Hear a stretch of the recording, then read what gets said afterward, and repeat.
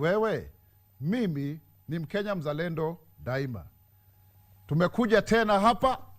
Hiki ni kipindi cha Sema na Spox. Sema na Spox. And this is our 15th edition. Na leo hii tuko na none other na mama wa nguvu. Mama ambaye tunamheshimu, ambaye anasimamia masuala ya public service. Huduma center zote ziko chini yake. Ukitaka mambo ya capital development, na huyo sio mwingine bali ni Jane Kere Imbunya, na sio tu Jane, ni daktari. Sema daktari. Ndio huyu wako hapa. Sasa tupigie makofi. But before we come to her to know what is happening about our nation, the opportunities for the young people, wacha tusikie vile gava inasema. Ati nini? Gava inasema. Na hiyo tunakuwa tukisema the government. Ukisikia hiyo unajua serikali inafanya nini? Inaongea. So we have various developments in the country that have happened in the last few days. First and foremost is that the president, His Excellency President William Ruto, was able to address the diplomats and also give them a very clear, position on the need to establish global peace in the world, also calling for various nations to support our country's vision towards a first world to become like Singapore through the 5 trillion rollout of various development projects. That is extremely important as we try to come back to ensuring that we take stock of the better plan and the Kenya Vision 2030 towards the greatness of this nation. Also, if you look at the Nyota program, we've now been able to do 44 counties, 1,360 wards, and we have been able to give over 2.5 billion shillings as a government to young people. And this week we are finalizing in Garissa, Wajir and Mandera, 90 wards, the final lap. And we will, by the end of this exercise, reach out to 121,000 youth, up from 110,000, and 84 from each of the 1,450 wards in the country. And before you get the money, because some people are saying, in the handout, upon see your handout, you have to be trained for 4 good days, and you don't get 25K, you get 22, because 3,000 inawekwa kwa ile malipo yako ya uzeeni hapo polepole, so that we can have a proper saving culture. This is something that we identified when we were coming up with the Better Plan Manifesto, because we realized that Kenya was only saving about 7%. But now if you look at also recently, Prime Cabinet Secretary, His Excellency Musalia Mudavadi, has actually commended the National Social Security Fund, because it has been able to rake in 670 billion shillings with impressive 17% returns. That's extremely important. And over 288 billion have actually been disbursed to those who have claimed before.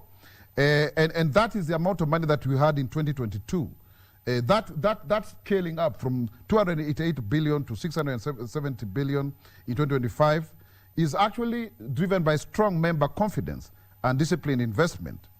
And Prime Cabinet Secretary has noted the fund's 17% interest growth in 2024-25 financial year.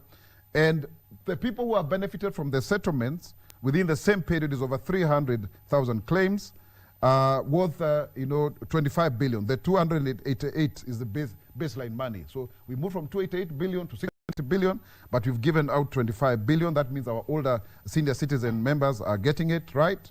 And you remember last year, up to 10th of May, we were actually re-registering people so that we know who is actually entitled to pension. And we'll be hearing more from our Principal Secretary. And also employees, including public service employers, should actually be able to remit that which is a contribution, because it's been a big problem.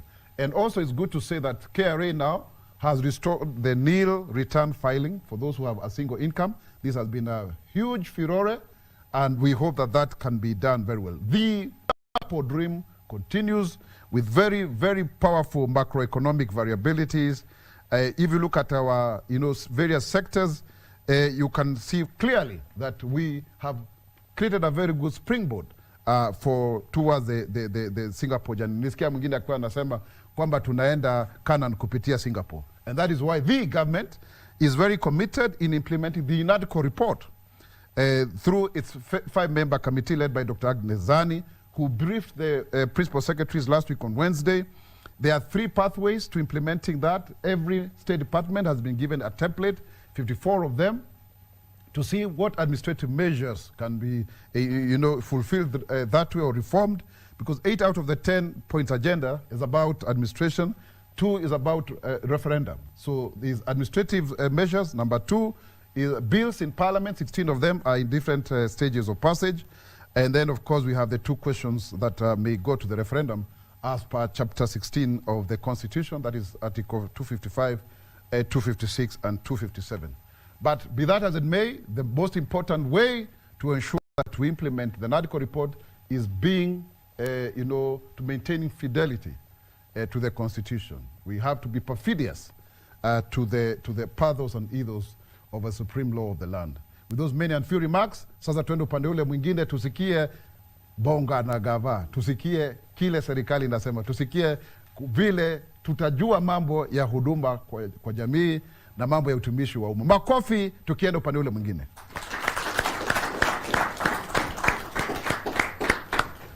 PS. Yes, Spox. Nimekuja hapa na vipochopocho vyangu vingi sana hivi, sijui digitali whatever. Nakuona. It's only fair that I say hi to you. Nakuona, hujambo lakini. Karibu. Asante. Karibu. Let's clap for our peers. And people want to know who is Dr. Jane Carey Imbunya, because the first time I saw you, oh yes, ilikuwa wakati wa kuapishwa. Ndio. And then of course we got to know each other. Alafu nikaenda mahali kunaitwa Botswana. Kwenda kule Botswana. Nikapata jina lako kubwa tu. In fact, I was surprised there is a friend of mine from Botswana. Yes. Who we came to know each other through you. Aha. And Dr. Imbunya. Yes. And I didn't know that eventually we'll end up, working together with you in government. So who is Dr. Jane Carey Imbunya? Where did you grow up? That little girl to where you are today. Okay. Spox, we call him Spox, the government spokesperson. First of all, let me thank you with a lot of humility for giving us this big platform to speak to the Kenyans and make Kenyans understand what we do in government. So for that, I give it to you. Having said that, I have to greet, because when I was being brought up, I was told, before you speak to people, you have to greet them, because that's a sign of peace.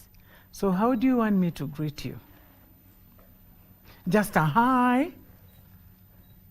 Ama hamjambo? It's good to be here. My name is Dr. Jane Carey Imbunya. Dr. Imbunya grew up like any other village girl in Kenya. With yes. Oh no, in a small village in Kenya. Where is this? In the United States of Kakamega County. Oh my goodness. What will catch? My village. United? Oh yes, United States of Kakamega. In a small village known as Shikoe, it neighbors Hollywood on the right. At Hollywood? And White House on the left. Are you serious? Just along Isihu River. Isihu River. That is where I was born.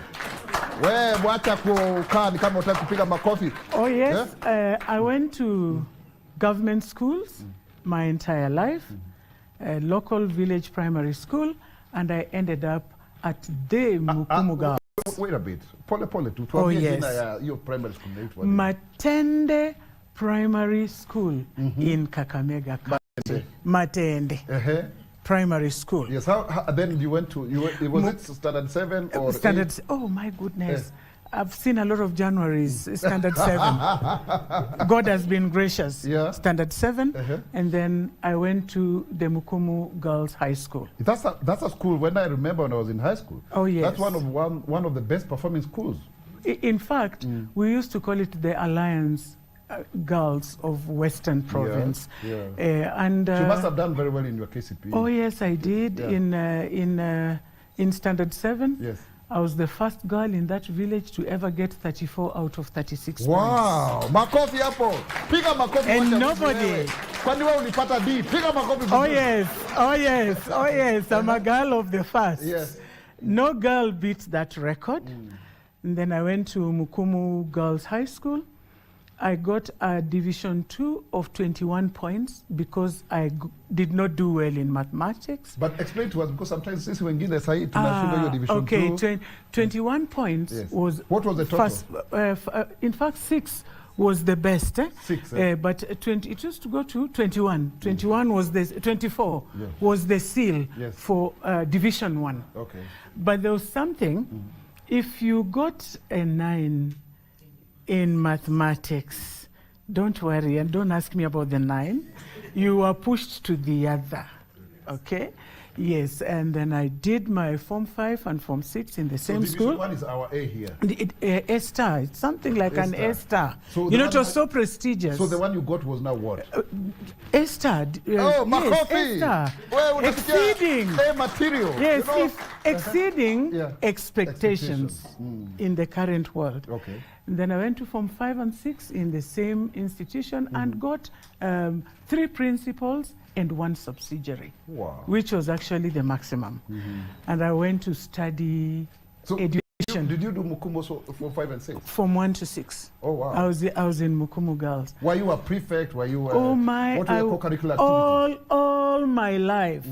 In primary, I was a prefect, Standard 7 head girl. Makofi hapo. In Mukumu Girls, I was a prefect from 1 to Form 3, Form 4 assistant dining hall prefect. Well, Deputy Prime Minister. Deputy Prime Minister. Yeah. In Form 6, I was the salutation prefect, the one who arranged when guests were coming, you know, put together the entertainment. Oh yeah. You have a lot of nyadi. We are just not learning that. But I love telling this story about myself. Yes. I worked hard in school. I never wanted to fail because of my love for bread. Oh yeah. I loved bread so much, and we were 5 siblings. So whenever we bought bread, out of those number 3. Number 3. So the middle child. And my daddy tells this story. He loves telling the story. Whenever we bought bread, I would be given only 2 slices, which were never enough. So my mother would tell me, "Do you want more bread? Then go to school so that you can buy the yellow one, white with raisins." So bread made me. Wow, Makofi. I worked so hard. So you worked hard to buy that because I wanted to get to the shop. And you know, that time we didn't have sliced bread. And there was a bakery of Makoti in Kakamega town. We would go there, there was a long bread that was not sliced. So you attack it from all areas. So my mommy would, you know, pick that and, you know, give to all of us. There was the yellow and there was white and yellow. Yellow was so pricey, we could not afford. And then there was the one with raisins, which would only eat once in a while. So bread. And I love telling this story, and it is the true story. Bread made me. I worked so hard because I wanted to be able to buy my own bread. After that, I went to Kikuyu campus, where I studied education. So University of Nairobi Kikuyu campus? University of Nairobi Kikuyu campus, the second pioneer group in Kikuyu campus. 1989. Wow. October 17th. That's when I stepped. So which subject did you do? Oh my Jesus. I think is it English? History and literature. No wonder. No wonder. You see, you can tell. Oh yes. Your eloquence, your narration. Oh yes. By the way, unazungumza Kiswahili poa sana. Oh my, really? Hebu tuzungumzie kidogo hiyo Kiswahili. Okay, na niongee Kiswahili sasa. Serious business kutoka pale nikakwenda kwenye chuo kikuu cha Nairobi University Kikuyu campus, Nikiwa pale mwaka wangu wa pili nikakutana na kijana barubaru. He was studying medicine, University of Nairobi. Oh, really? May God rest so you his chose soul. Well. Yes, I did. Oh, he was a cool dude. Shortly after completing my degree, I got myself a house. In 1992, 27th of December, I said, I do. Wow. And I still do. So you finished university the same year? We finished the same year. We graduated on the same grounds. Yes. 1993, we both completed in 1992, but got married. We completed in 1992, August, and got married in December. We reported to work the same time in 1993. He reported to Jaramogi Oginga Odinga Referral Hospital in Kisumu, and I went to teach in Ogada High School. Makofi. In Nyang'ori. Yani, tuseme hivi, tulikuwa tunasema tulikuwa kampo, ulitoka na degree 2. Tena, hiyo ilikuwa ni lazima. Kwa sababu kama haujipangi wakati huo, utapangwa. Yes. Majezi mnasikia hiyo maneno. Oh yes. So because of time. Yes, because of time. I wish I can have you the whole day, but you're so interesting. Oh yes. Na KBC, the next time tuongeza muda kidogo hapo. Dakika kidogo. So tell me, so after you started Ogada High School, so if you can then quickly yes, then I went to Botswana, of course, I started teaching, and my husband got an opportunity. He was recruited among the doctors who were recruited to join the government of Botswana as one of the expatriates in 1995, and we moved there. So moving into Botswana, he said, oh, I think you should go back to school. And I went back to school. First of all, I was employed by the government. I was teaching in the schools, high schools in Botswana. For 2 years, I stopped. He said, you have to stop and continue. This is Gaborone? In Gaborone. Yeah. Within Gaborone there, some secondary school known as Masa. Masa means a gem. You speak the language fluently? I speak it, yes. So I then joined University of Botswana, where I did my master's degree in education. In Botswana, after master's degree, you have to go into an MPhil. My master's degree was from 2006 to 2008. 2009 to 2011, I did my MPhil, Master of Philosophy. From 2012 to 2015, I did my Doctor of Philosophy. Wow, makofi so kabisa. I taught in Botswana, in the high schools, and then jumped over. During my master's, my lecturers saw a lot of potential in me, and they took me in. So I joined the university since 2008 to date. This University of Botswana? University of Botswana, the one and only government university in Botswana. But above all, I'll say this. In my entire career, both in Botswana and here, I have led teams across institutions in accomplishing complex tasks. And indeed here, I have yet another very great team in the State Department, and together we are leading one another into accomplishing very, very complex tasks. And may I say this to the President of the Republic of Kenya. He removed me from the four corners of a classroom in a university, a very small newly chartered university in Vihiga, Kaimosi Friends University, where I have been working and still is the Dean, School of Education and Social Studies, to the seat of power in Nairobi as the Principal Secretary in charge of the State Department for Public Service and Human Capital Development, where I serve with a lot of pleasure, delight, and zeal. Makofi, makofi. And in Botswana, we say Dumela, is it? In Botswana, you say Dumela Mbora because there are many. Yes. And then Dumela Mbo Me if you're many. But to me, you'll say Dumela Ma, meaning, how are you, Ma? And to a gentleman, when you speak to any gentleman, young or old, you must refer to them as Ra. and you put your hands together. Wonderful. Very respectful people. Wonderful. I actually came to know that that country still respects the older people. Oh, yes. I met the former president, Ian Seretse-Khama, and the people. It's a very close-knit society. They love one another. And they live in clusters. They speak one language. That's their national language. That is their official language, and that is their vernacular. In Botswana, there's only one language. No any languages. So when you go to school, when you go to class, when you go to the office, to the church, they speak one language, and that has really put them together. They live in clusters. There, a chief is more senior than a member of parliament. A chief is what we can call a governor here in Kenya, because they do not, their administration is not yet devolved, but a beautiful country. And that is why tunasema hata hapa tuwe Wakenya wazalendo na hakuna mambo ya ukabila. We speak one language, Kiswahili, na tupendane, si ndio? Let's take a short break, then we'll come here back on this end to hear from our one and only Imbunya. Yes. Na hii ni Sema na Spox. Sema na Spox. Makofi kabisa hapo.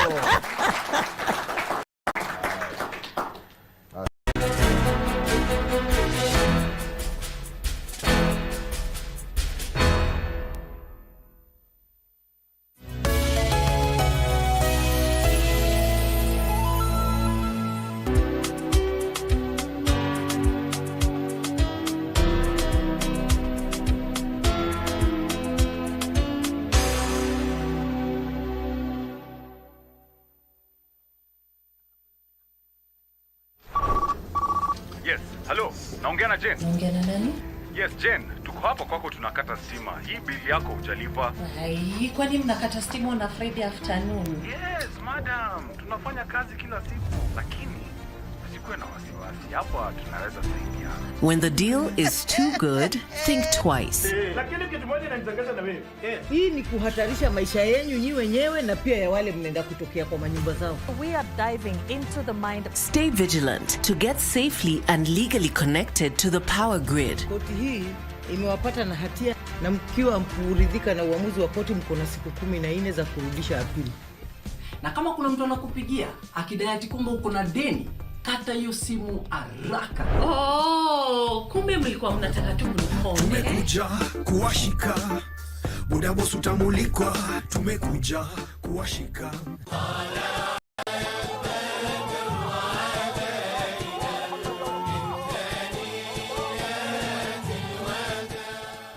Allah alimwamuru ajenge safina kubwa ambayo aliweza kuwaingiza binadamu na pia wanyama. Allah subhanahu wa ta'ala aliteremsha mvua na mafuriko makubwa ambayo yaliweza kuwasomba wale wote waliokuwa hawajapanda kwenye jahazi lile. Ni mambo gani ukiwa nayo kama mwanadamu utakuwa umepata faida kubwa hapa duniani na kesho akhera? Na ikukataze maovu. Alhasru, jipambe na tabia njema, kusema ukweli, kuwa na rahma, uwe mtu wa kusamehe. Alhasru, mtu mwenye kutoa ile amana, kujipamba na tabia njema. Masjid ni kitovu cha mshikamano. Ni mahali ambapo familia nzima hukutana, vijana hujifunza stadi za maisha, na watoto hukua wakilelewa katika misingi ya imani. Leo ni wewe ndio utajitetea ama bado kuna ule Woza kama kawa. Ako heri atakuja tusaidie, niko na wakili. Wewe simkoti. Sorry. Pow. Is he your boyfriend? No. Thank you very much. Why are you there? where? To that scene when that scene was going on. Unaongeza nini? Kwa hivyo hujamaliza masomo? Masomo si mimi nilimaliza, ndio nafanya kazi kama library. Just agree with me, please. Hujamaliza. Are we together? We are not together. We are together. Don't usipishane na mimi. Are we together? Ulipeana kwa nini ulimpatia? Nakwambia. Yeye ndiye alinipatia. Kwa nini? Shut up now. Ala. I'm coming. Why did you choose that guy instead of choosing me?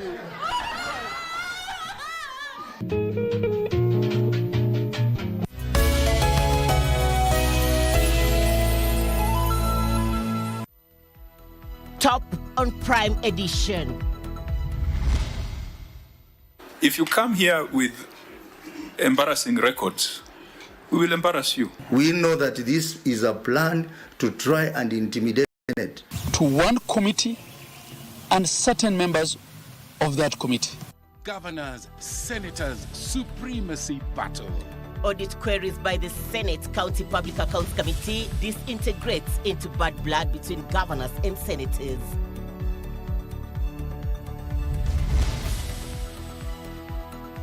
The biting drought. Cabinet authorizes the release of 4.1 billion shillings in response to drought.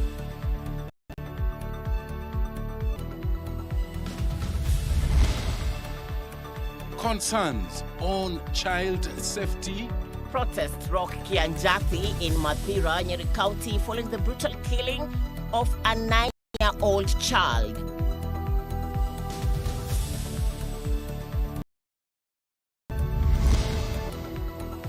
Time to trade. Nairobi Securities Exchange unveils CD app, allowing investors to trade using their mobile phones.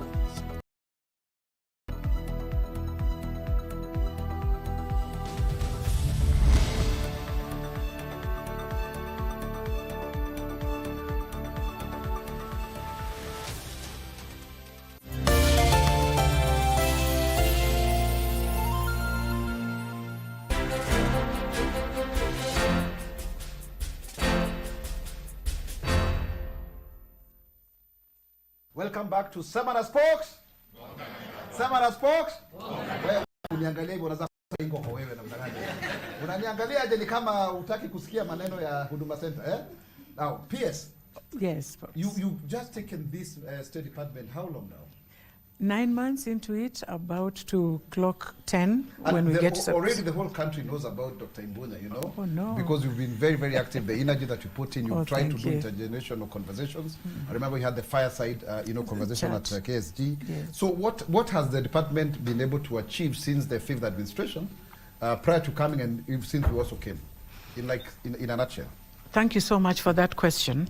The State Department has achieved so much that I may not be able to compress in the few minutes that we have, but please allow me to speak to the key milestones that the State Department has so far been able to achieve.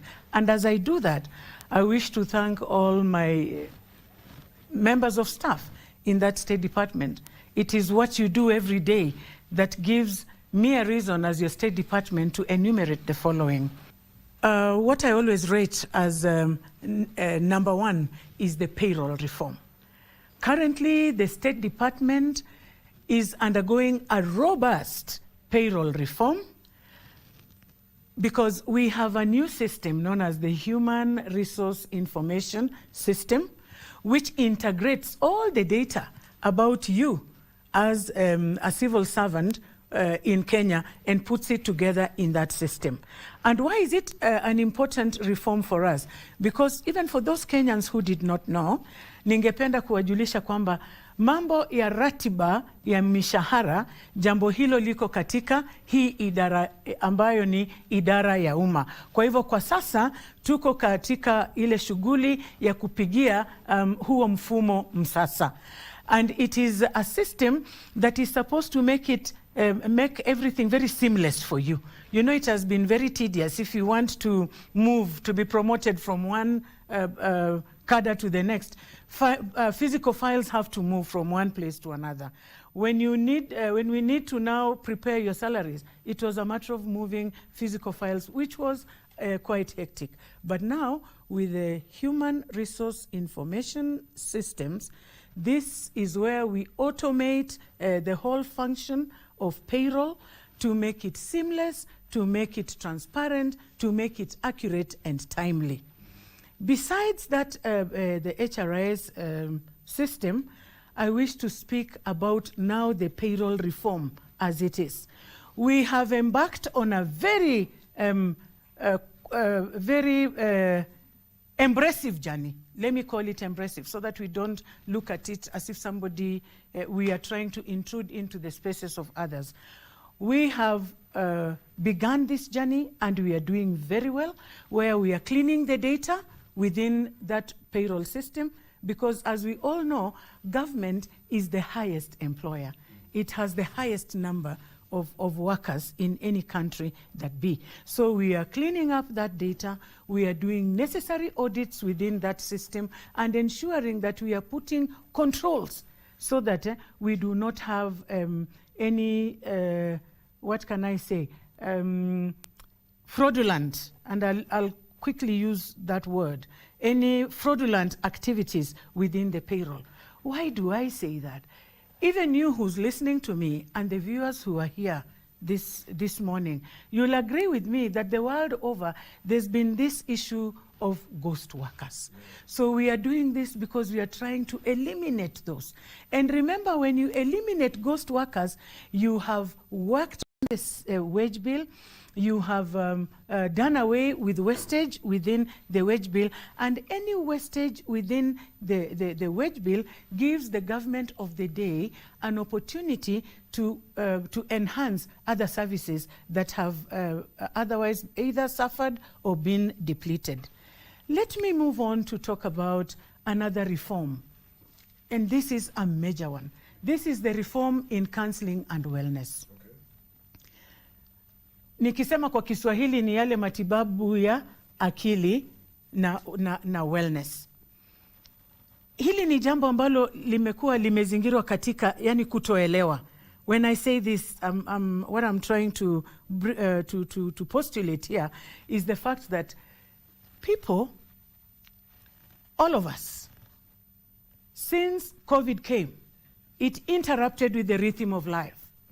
And that still has repercussions on our mental wellness.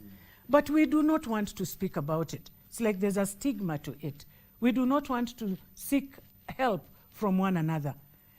But the final repercussion is felt when you now totally go down and you're bogged down and you cannot be able to operate as a complete human being. This department embarked under the able leadership of Willis Ombima, who's also in the room today. Keep your questions coming for him. He will answer, even if it is on Facebook.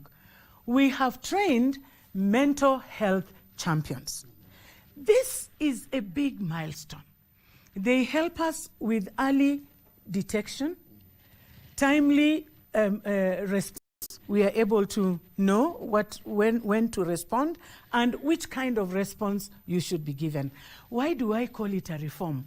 It will take 3 years to train a psychologist, to train a social therapist, but it takes us 6 weeks to train these mentor champions.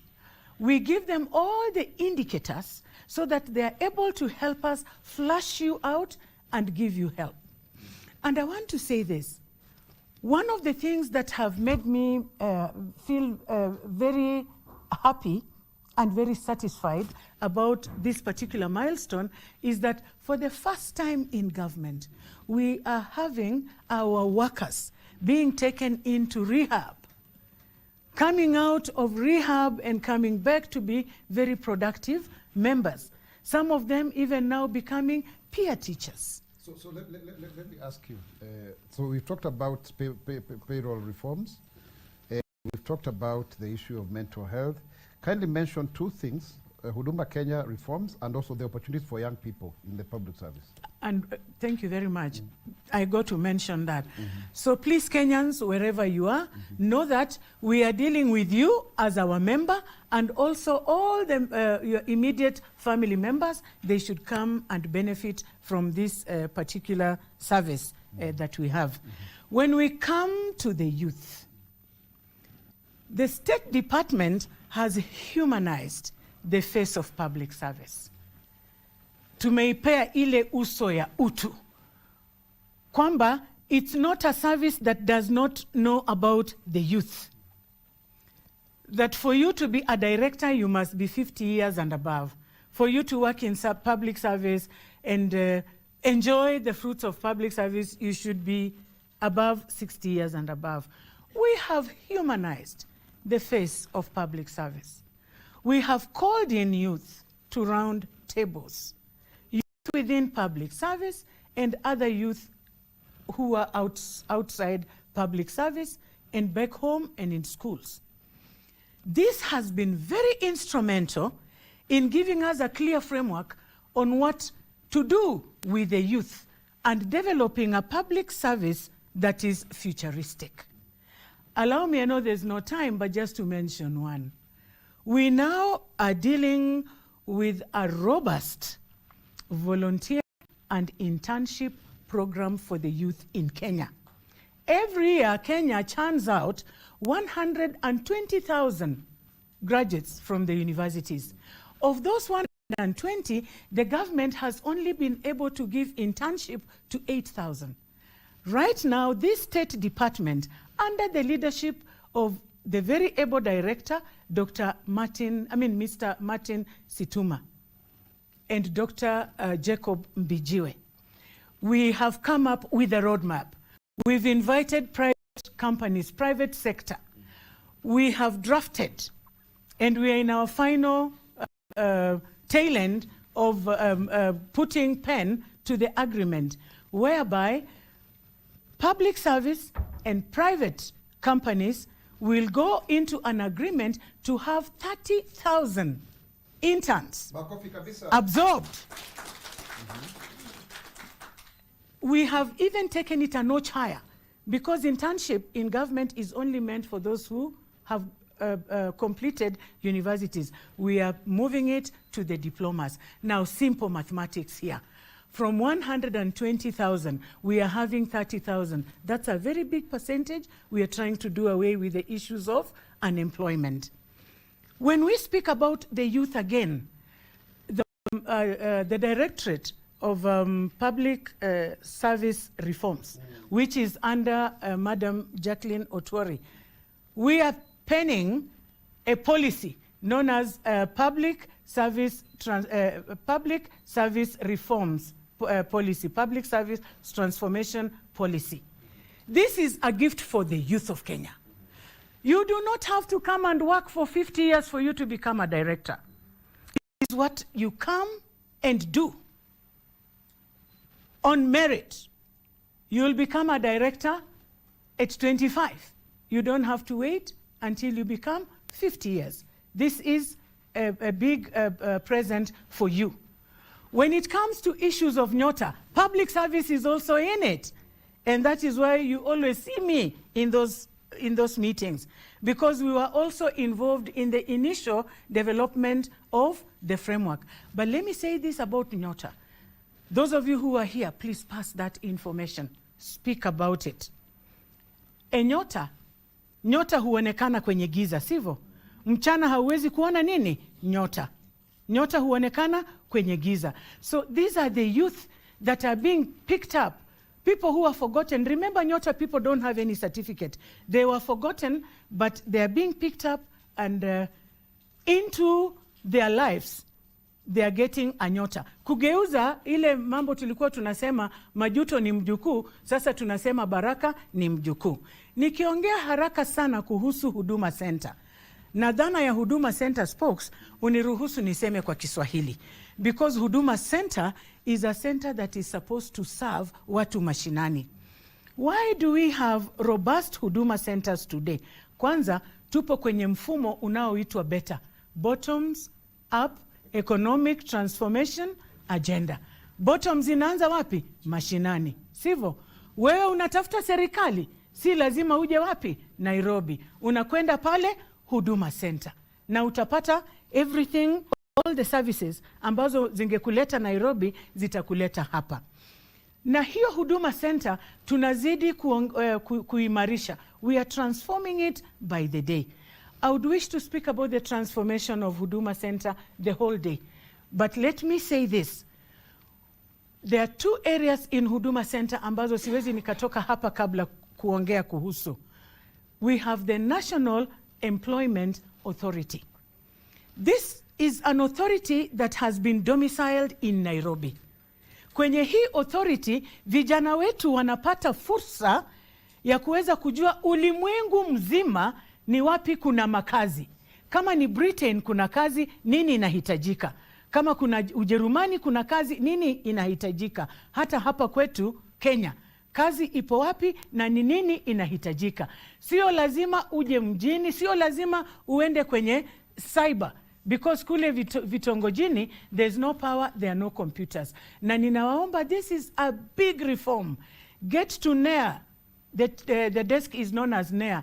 Enda kwenye ile dawati na uweze kupata usaidizi ambao unahitaji. Nikimalizia hizi mageuzi ambayo yamekuwa kwenye Huduma Center ni kwamba tulipoanza Huduma Center zilikuwa chache sana, but kwa sasa they are 59 na ni 59 kwa nchi yote. Kwa sasa tunatarajia kufungua 12 of them. I am extending an olive branch during this program to all the members of parliament in all the sub-counties of Kenya. Come and partner with us. You will only construct the Huduma Center. Mengine yote mtuachie. We will furnish and will bring in our staff. Makofi. I think with that, we can take now, we go to the other side because of time. Over to you. Okay, I'm Collins Moody. I am from Kakamega County. Thank you so much for your insights. It has been very insightful. I have a question on the matter relating to counseling and wellness services. We have mentioned the issue to do with stigma. So many civil servants might be yearning so much to access counseling services, but the stigma surrounding it might be a problem. So what are some of the measures that you are taking to overcome the stigma? Thank you. Next. Thank you so much. My name is Yvonne Nanyama. I'm from Bungoma County, and my question is, what are the challenges that exist in integrating ICT systems in the MDACs, in the ministries and state departments? Thank you. Yes, finally. My name is Damaris Mukami. What key performance indicators are being used to measure the effectiveness and impacts of these counseling services and the overall well-being of the public? Thank you. Thank you very much. So I think, is there any one or two questions online? Yes. Habari Daktari Jen. Sijambo. Tuna maswali machache kutoka kwa watazamaji wetu wa mtandaoni ambao wanahitaji ufafanue kuhusu utoaji wa huduma kwa sababu ya muda katika utumishi wa umma. Swali la kwanza, je, idara ya serikali ya utumishi wa umma inawezaje kusaidia mafunzo kujengea watumishi wa umma uwezo wa kuendeleza taaluma zao? Swali la pili, hiyo inatoka wapi hiyo swali? Anaitwa nani huyo? Kidogo. Anaitwa Geoffrey kutoka Laikipia. Swali la pili, wananchi wanawezaje kupata huduma au kuwasilisha malalamiko kuhusu utoaji wa huduma serikalini? Ni Berry Latino kutoka Kisumu. Okay, asante. Asante sana daktari. Tukishajibu haya maswali, unaweza pia kuongea kuhusu medical insurance scheme, and you only have about 3 minutes to answer 5 questions. Thank you very much. So that nisionekane ninachukua kila sauti, ningependa Wakenya wasikie sauti zenu, nyinyi wale ambao mnanisaidia kuongoza vitivo hivi. Kwa hivyo Bwana Ombima, zungumzia lile jambo la stima haraka sana na ni vipi watakuhisi kwenye kule nyumbani. Halafu naye nani Bruno, kwa mara moja ueleze lile jambo la ICT. Halafu mwisho kabisa Madam Otori uongee kuhusu mambo ya complaints. Ni vipi tutazipata kwa dakika moja ili Kenya waweze kuwasikiza.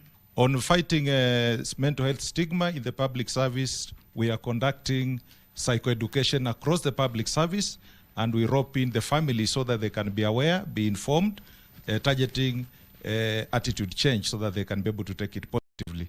Number 2, we are working, or rather we are implementing measures towards making it private so that those ones who don't want to come out can be able to access our services even in the privacy of their homes by going, or rather employing tele-counseling.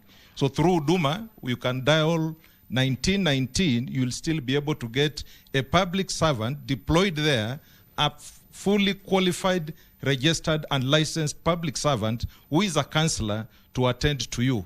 And whenever need comes for referral, they will always be able to refer you appropriately for that quality service. I would like to take this opportunity to explain to you about the integration of the government payroll system and other key government systems. Under our leadership of our PS, we have been able to try to optimize our government infrastructure so that it can be able to exchange seamlessly data with other key government systems, just to mention IFMIS, KRA, SSF, HELB, and SHA, so that we can be able to exchange information seamlessly. During the development of our application of the payroll, we have also provided the provision to ensure that we can integrate with any key government system. So in that area, we are very safe. Thank you, Madam Pierce and the audience. Thank you very much, Madam Pierce, government spokesperson. Thank you, the audience. I'm responding to the question of how can we access government services and how can we give feedback on how we have received services, whether it's negative or positive. So currently, we are at the Huduma Kenya, we have a call center. The call center that my colleague has spoken about that receives any queries on wellness issues also receives queries on how you have received services. So how you receive services anywhere, not just in a Huduma center. If you have a query, you have a right to call that number. If you call, there are those queries they will respond to, especially for services or challenges within Huduma centers. Those they cannot, they will be able to respond, to prepare and work with the institution that is providing those services so that that institution can respond. And currently we are working on improving that center so that we can, that call center, so that we can be able to respond to more queries and work with many more ministries and state departments so that we can be able to offer answers to questions, answers to feedback, whether positive or negative, and your issues are handled.